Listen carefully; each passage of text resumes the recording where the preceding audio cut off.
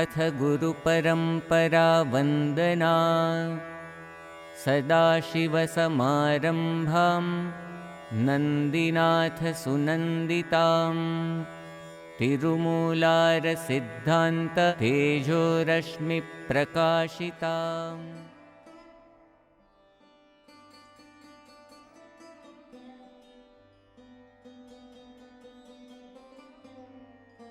The entire world entered a new era in December 2019 when the first human cases of COVID-19 were identified in Wuhan, China.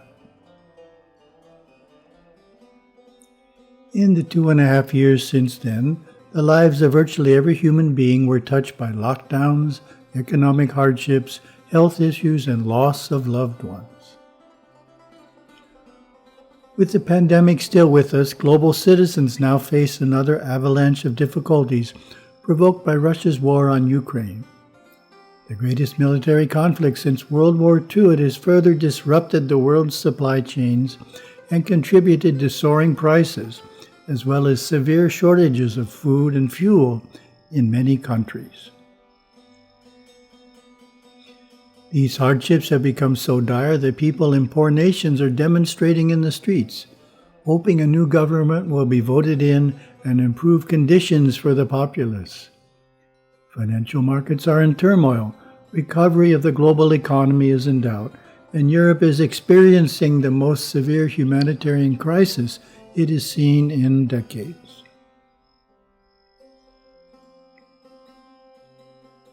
The first and foremost response to major challenges such as the pandemic or the war in Ukraine is to arouse our compassion and offer supportive thoughts to those who are experiencing hardship and loss of loved ones. This first response is one of compassion and is from the heart.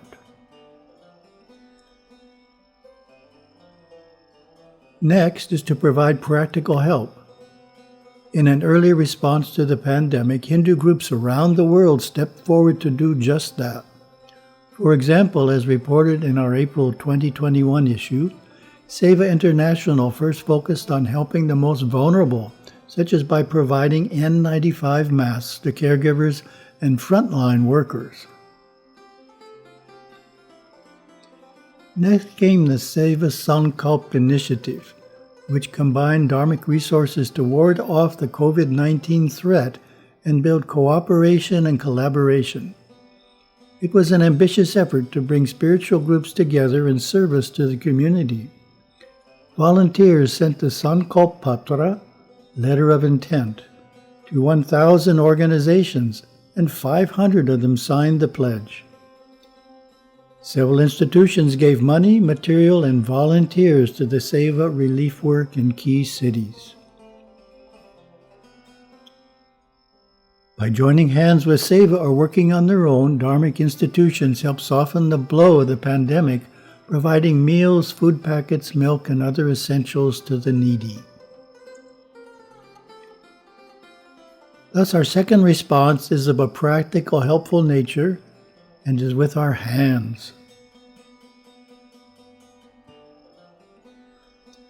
Our first and second responses are directed toward the emotional and physical needs of the immediate situation. Once those have been addressed, we can step back and take more of an overview, seeking ways we can learn from a tragedy to face future calamities with better preparation. Should more resources be stored for emergencies, such as food and fuel? Are better plans needed to help individuals resume supporting themselves? This and more requires good thought. The wisdom of this suggestion is more apparent at this time in history than it was before COVID-19, its lockdowns, and now Russia's attack of Ukraine. This third response focuses on planning and is from the head. At the national and international level, countries and medical agencies instituted safeguards to prevent the spread of the virus and bolstered systems for facing pandemics of the future. In response to the war in the Ukraine that threatens the entire continent, leaders of nations are joining together to stop the aggression and guard against future incursions. As Gurudeva Savaya Subramanya Swami wrote, it is when the Devaloka, higher-minded, people are in charge that peace will truly come. It can come in no other way. So if the Devaloka people really desire to have peace on earth, they should not be shy but take charge. They have to all get to know each other and then join hands in love and trust and work together. Stepping back even further, we come to the philosophical level of why such devastating events happen. Some people's faith in God is shaken, as they are not able to comprehend how a benevolent God could let such catastrophes happen. Others are overwhelmed and turn negative toward life. From the Hindu viewpoint, a pandemic is part of nature and is not an act of God. Earthquakes, tsunamis, hurricanes, disease, fires, droughts, and floods are all normal expressions of nature. Man, too, is part of nature, with ever-increasing power to create disasters rivaling nature's greatest fury. Such philosophical reflection, our fourth level of response, comes from our soul. The Hindu beliefs in the divinity of all things, the soul being eternal, inner planes, and reincarnation, are a great source of solace during times of suffering, tragedy, and loss. Gurudeva wrote in Dancing with Shiva, "The nature of the world is duality. It contains each thing and its opposite, joy and sorrow, goodness and evil, love and hate. Through experience of these we learn and evolve, finally seeking truth beyond all opposites." There is a divine purpose even in the existence of suffering in the world. Suffering cannot be totally avoided. It is a natural part of human life and the impetus for much spiritual growth for the soul.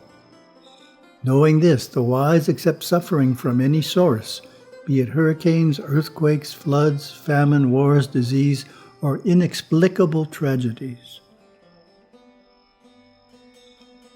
Just as the intense fire of the furnace purifies gold, so does suffering purify the soul to resplendence. So also does suffering offer us the important realization that true happiness and freedom cannot be found in the world, for earthly joy is inextricably bound to sorrow, and worldly freedom to bondage. Having learned this, devotees seek a Satguru who teaches them to understand suffering and brings them into the intentional hardships of sadhana and tapas, leading to liberation from the cycles of experience in the realm of duality. On the personal level, living through a catastrophe can be a catalyst to reflect profoundly on one's life and look for ways to add deeper meaning to it. Life-changing moments are rare and are often provoked by something that drastically upsets our day-to-day existence. Many individuals will have been considering making changes in their life, but have never gotten around to doing so. Now is an excellent time to revisit such plans and set them into motion. Plans could relate to the family spending more quality time together, with more frequent verbalizing of love for others. For those who are focused on community, now is a good time to share and implement those plans for new activities that would uplift and advance those in nearby neighborhoods.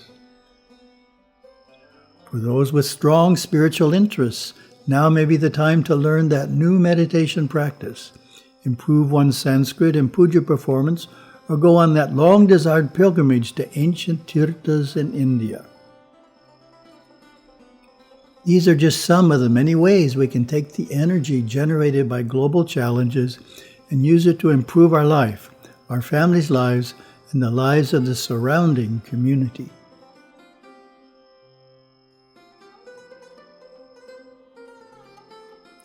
Most disasters are not so global, but still require the right response.